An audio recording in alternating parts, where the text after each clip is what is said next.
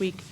And I must say that in the time that I've been here in Washougal as a member of the community, which is 10 years and 5 years on council, I do not think I've ever been in an environment that seemed truly collegial and collaborative.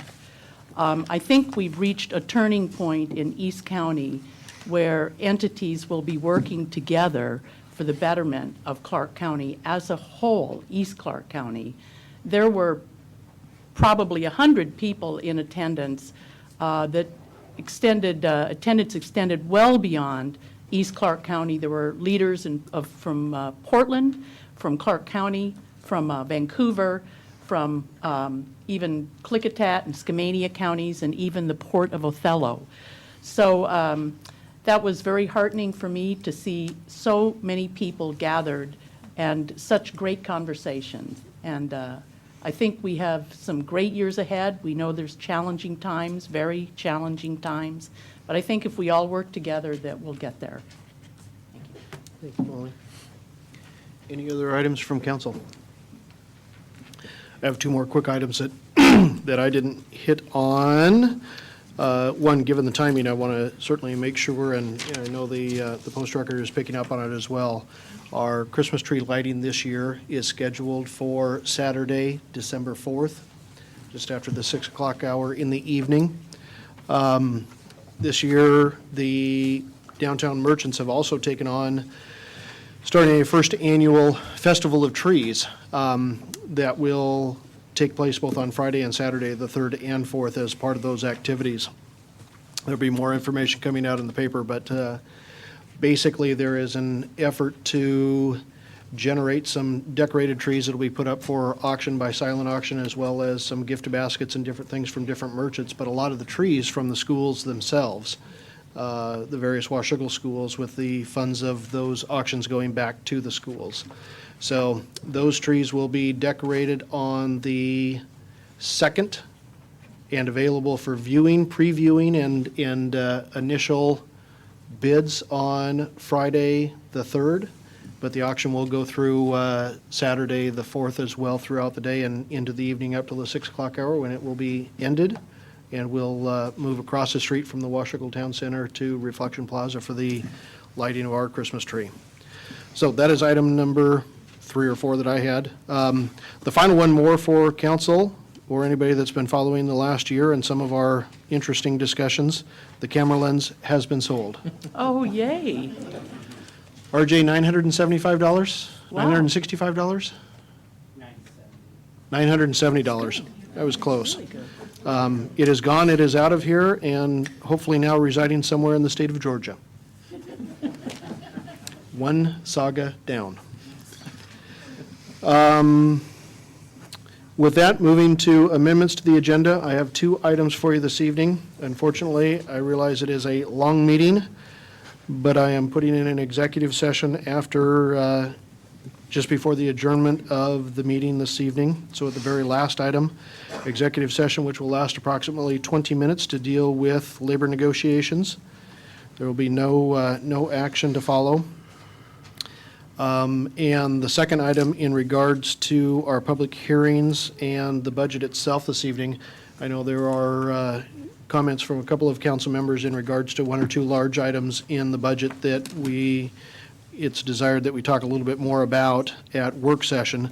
So I'm going to ask that this evening we go ahead and go through all of the public hearings, that we go ahead and finish our obligation for the public hearings themselves, but the budget, the final budget consideration we'll put off until December 6th, the first meeting in December. So certainly, folks, what that means for folks in the audience, certainly on any of these items, still give us any testimony that you have this evening. We'll not necessarily hold the public hearing over until the 6th. The public hearing is intended to be finished this evening unless through our discussions on the 29th there are substantial changes to the budget to where we need to re-advertise it and go with a second public hearing.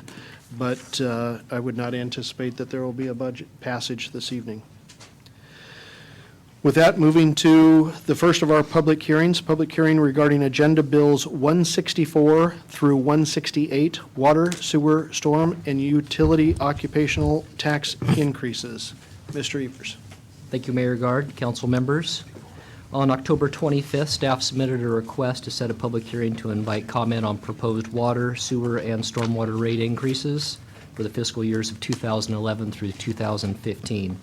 Before you tonight, you have 3 separate ordinances, one each for water, sewer, and stormwater for each enterprise fund, as well as a utility tax that is associated with that in regards to fire service. We have workshopped this with FCS Group, our professional service, as well as gone over it at workshop last week at the staff level. Recommended action is to open the public hearing. Okay, and with that, I will open the public hearing and ask for any members of the public who would wish to speak in regards to water, sewer, and stormwater rate increases for the years 2011 through 2015. Please come to the microphone and give your name and address and your comments.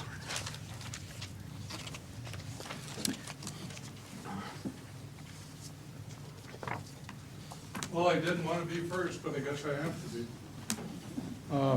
And by the way, that device, it's the third light. I'm colorblind, so it doesn't help me a lot.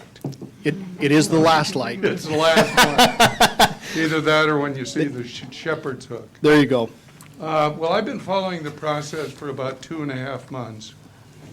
And as you know, one of my concerns has been that I feel we are in a crisis mode, and that doesn't mean we're in a panic mode, but it means I want somebody to take control on what's happening.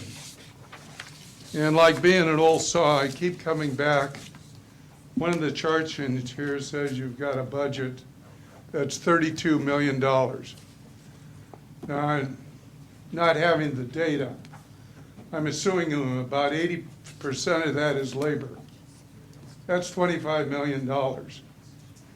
And if you take a look at the water increase, since I don't know what you're planning in the way of increases, but there, even though we're in this mode, there's a 5% increase in salary and a 7% in benefits.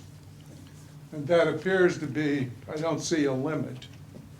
So if you take that number, that's about $3.1 million that's available if you were to just keep things as they were.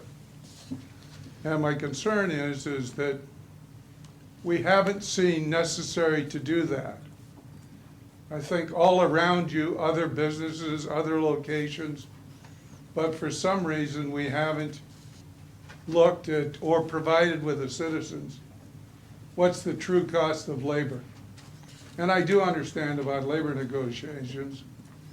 The thing I mentioned a couple months ago, though, is anyone I've been involved with, there's always a clause when you're in a crisis, you can bring the unions to the table and talk about it. And yet I don't see that happening. And I guess I would just like to reiterate, I hope that we're addressing the core problem. And I have a feeling the core problem, without knowing it, is the salary base. And I think the people should be aware, and don't get me wrong, I think we should pay people competitively, but there's a key word, competitively. And so hopefully, before this process is over, we will take a look at it.